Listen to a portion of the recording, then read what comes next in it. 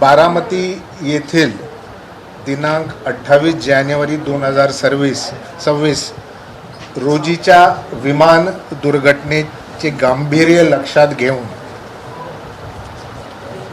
आणि यामध्ये विमानात असलेले माननीय अजितदादा पवार व अन्य व्यक्तींच्या अकस्मात मृत्यूचा तपास, तो नंबर आहे पोलीस स्टेशन बारामती तालुका, अकस्मात मृत्यू रजिस्टर क्रमांक 11/2026 कलम 194 BNSS हा माननीय पोलीस महासंचालक यांनी गुन्हे अन्वेषण विभाग म्हणजे CID येथे तात्काळ वर्ग केला.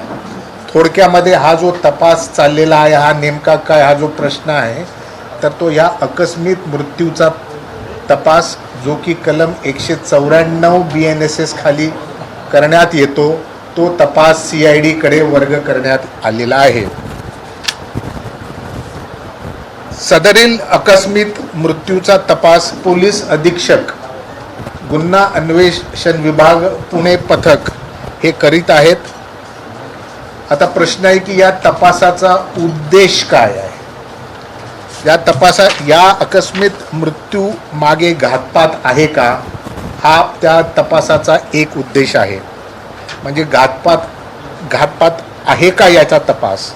त्याचप्रमाणे याच्यामध्ये क्रिमिनल निग्लिजन्स म्हणजेच रॅश और निग्लिजंट ॲक्ट जो आपण म्हणतो हा आहे का, हा सुद्धा त्या तपासाचा एक भाग आहे.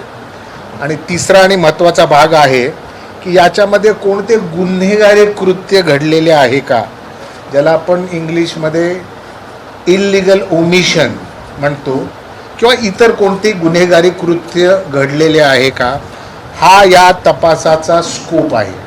म्हणजे 3 गोष्टी, क्रिमिनल कॉन्स्पिरसी किंवा कट, क्रिमिनल निग्लिजन्स म्हणजेच रॅश और निग्लिजंट ॲक्ट, आणि कोणताही क्रिमिनल गुन्हेगारी कृत्य ज्याच्यामध्ये इल्लिगल ओमिशनसुद्धा येते, हे याबाबत हा तपास चालू आहे. मला इथं हे सांगायचं आहे की सदरील आकस्मिक मृत्यूचा तपास योग्य दिशेने आणि अगदी पहिल्या क्षणापासून अतिशय प्रोफेशनॅलिझमनी इथे आपण करत सुरू आहे. आणि यामध्ये आपल्याला बारामती शासकीय वैद्यकीय महाविद्यालय, पुण्यातील विद्यालयाच्या फोरेन्सिक मेडिसिन डिपार्टमेंट म्हणजे हा त्या महाविद्यालयातला एक महत्त्वाचा डिपार्टमेंट आहे. त्याचप्रमाणे पुणे येथील forensic science lab, aviation authorities आणि इतर एजन्सीज, तसेच आपल्या केंद्रातील अनेक संस्था या तपासामध्ये आपल्याला सहकार्य करत आहेत. त्याचसोबत जे एअरक्राफ्ट ॲक्सिडेंट इन्व्हेस्टिगेशन ब्युरो आहे, ज्याला आपण AAIB असं म्हणतो, यांच्याशी CIDचा सातत्याने समन्वय सुरू आहे.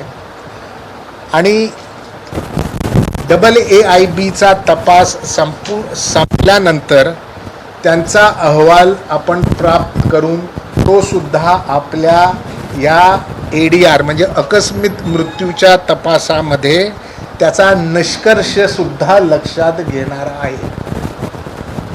तसेच सदर घटनेचे गांभीर्य लक्षात घेऊन महाराष्ट्र शासनाने सुद्धा सदर आकस्मिक मृत्यूचा तपास CBI कडे वर्ग करण्यासाठी पत्रव्यवहार केलेला आहे.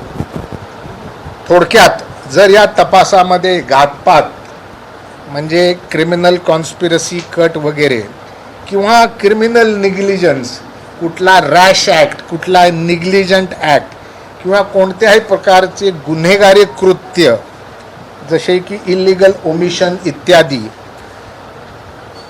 असे निष्पन्न झाल्यास यंत्रणा ही म्हणजे CID ही योग्य अशा कलमांखाली गुन्हा दाखल करून त्याचा उर्वरित तपास पूर्ण करून न्यायालयामध्ये अभियोग चालवण्याची तजवीज ठेवलेली आहे. धन्यवाद.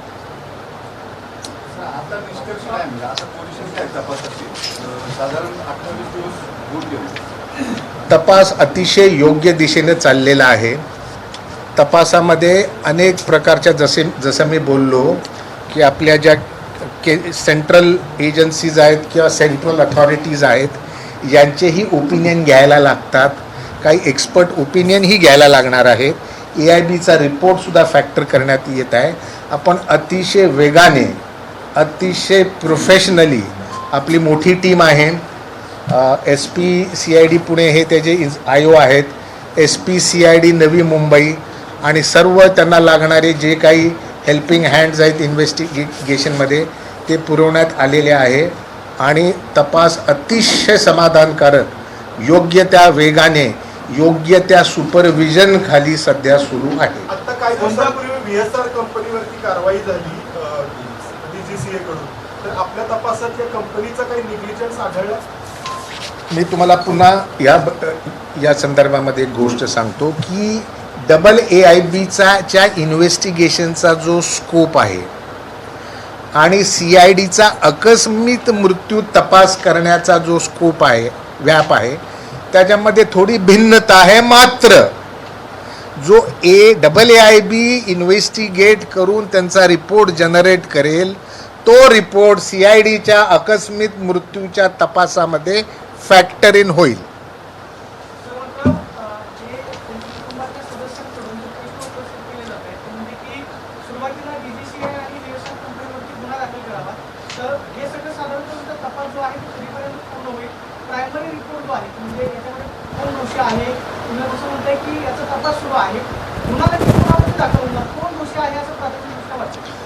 मी जसं मला तर परत त्याच गोष्टी रिपीट करायला लागेल की आमच्या इन्व्हेस्टिगेशनचा स्कोप जो आहे तो प्रामुख्याने criminal conspiracy, criminal negligence, rash और निग्लिजंट ॲक्ट किंवा कुठले गुन्हेगारी कृत्य घडलेले आहे का या दिशेने हा तपास चालू आहे.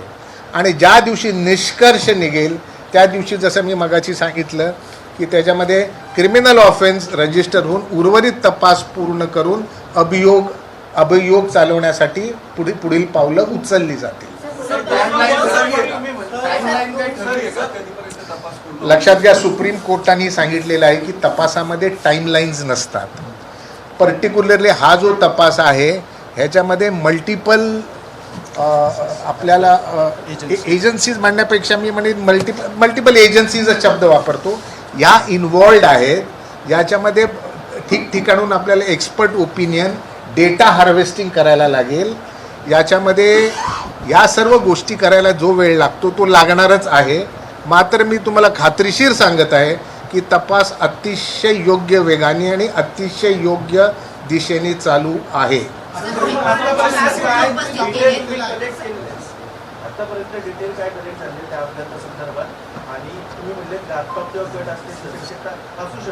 मी असू शकते असं म्हटलेलो नाही आहे, मी क्लिअर करतो. मी त्या दृष्टीने तपास करत आहे हे मी सांगू इच्छितो. याचा स्कोप तो आहे. हे बघा, ज्या वेळेला काही निष्कर्ष होईल, ज्या वेळेला निर्माण होईल तेव्हा कायद्यातल्या पुढच्या प्रक्रिया राबवण्यात येतील. 28 दिवसात आतापर्यंत तपासात कोणत्या गोष्टी तुमच्या समोर आल्या? आमच्या समोर बऱ्याच काही गोष्टी समोर आलेल्या आहेत, म्हणजे बरेचसे पुरावे समोर आले आहेत. गोष्टी हा शब्द मी वापरणार नाही. आणि जसं अजून पुढे आमच्या समोर अधिक पुरावा येतील आणि निष्कर्ष निघेल तेव्हा नक्कीच तो आपल्यापर्यंत कळेल. मी तुम्हाला पुनश्च सांगतो, आम्ही भरपूर पुरावे गोळा केलेले आहेत. जे उर्वरित आहेत तेही लवकर गोळा करण्यात येतील. लागणारे जे टेक्निकल रिपोर्ट्स आहेत तेही मिळवण्यात येतील आणि त्याच्यानंतर निष्कर्ष काढण्यात येईल.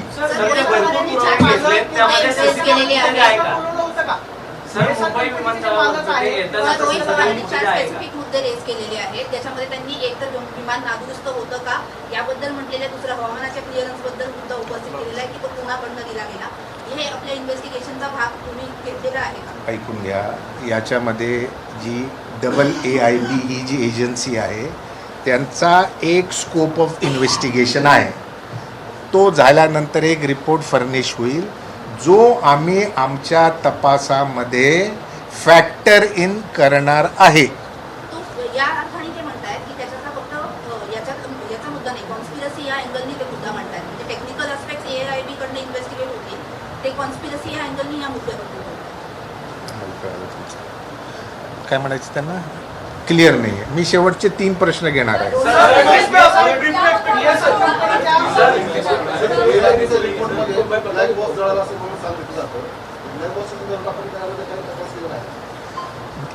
आम्हाला जेव्हा AIBचा रिपोर्ट प्राप्त होईल तर त्याचा अभ्यास होईल आणि त्याच्यावरती निष्कर्ष काढण्यात येईल. पत्रकार परिषदेचा उद्देश काय आहे? केवळ प्रोसिजर इलॅबोरेट करण्यासाठी पत्रकार परिषदे की काही फॅक्ट्स आपण त्याला सांगणार आहोत? नाही, आजच्या या पत्रकार परिषदेचा उद्देश हा आहे की नंबर 1 CID नेमका कोणता प्रकारचा तपास करते, त्या तपासाचा स्कोप काय हे क्लिअर करण्यासाठी.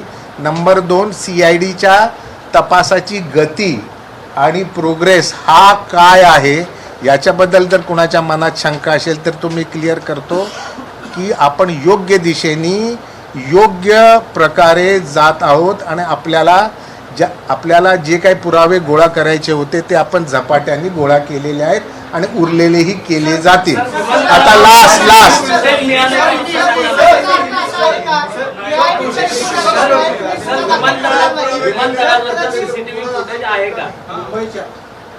जे काही एव्हिडन्सेस अवेलेबल आहेत त्यातले बरेचसे कलेक्ट झालेले आहेत, उरलेले कलेक्ट होतील. थँक्यू.